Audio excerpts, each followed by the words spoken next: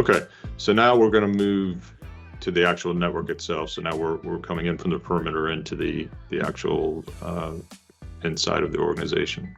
Yep. Yeah, and so network's an interesting layer because, and I don't want to drag this on, but you're now dealing with, you're kind of isolated from threats outside if everything's worked correctly, but you're not isolated from threats inside. And the two things that stood out to me as soon as we switched to this slide was guest networks, VLANs, and I'm sure Brendan's going to talk about it. But it's just one thing I think a lot of people don't think about is the threat's not always on the outside.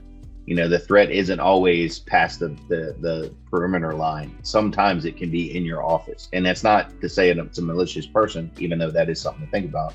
Could be anything from a, rogue access point or all kinds of things I'm sure Brendan can go on about. But, it's one of those things people, in my experience, tend not to think about the threat on their own network.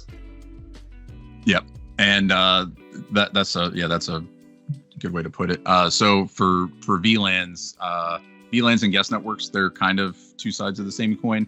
And basically what that is segmenting the network, right? You're creating virtual networks that basically make it so, say you have a guest one and say you have like a retail establishment, people want to bring in their cell phones, connect to the free Wi-Fi or bring in their laptops.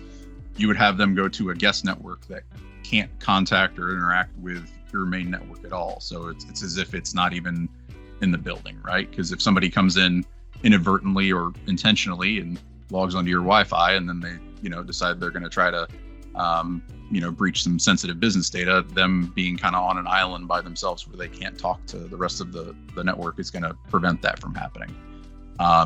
Also, if an attacker is able to get past the perimeter, right? So maybe they're, using this very new malware that, behaves differently than all the others and none of the stuff at the perimeter catches it. And somebody, unfortunately gets, malware or Trojan of some kind on their PC.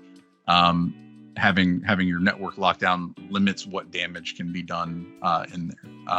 And so that's why you would do pen testing internally as well, right? So the perimeter pen testing is what can I see from outside?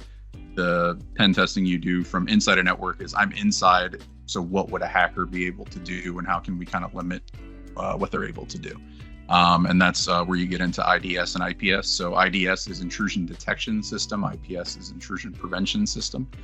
And so those are basically two modes that the security of firewalls can operate in. You can do prevention, which is if I think this is malicious, I'll block it. Or you could do just detection, where I think this is malicious. I'm going to let somebody know so they can look into it and, turn it into a prevention rule instead.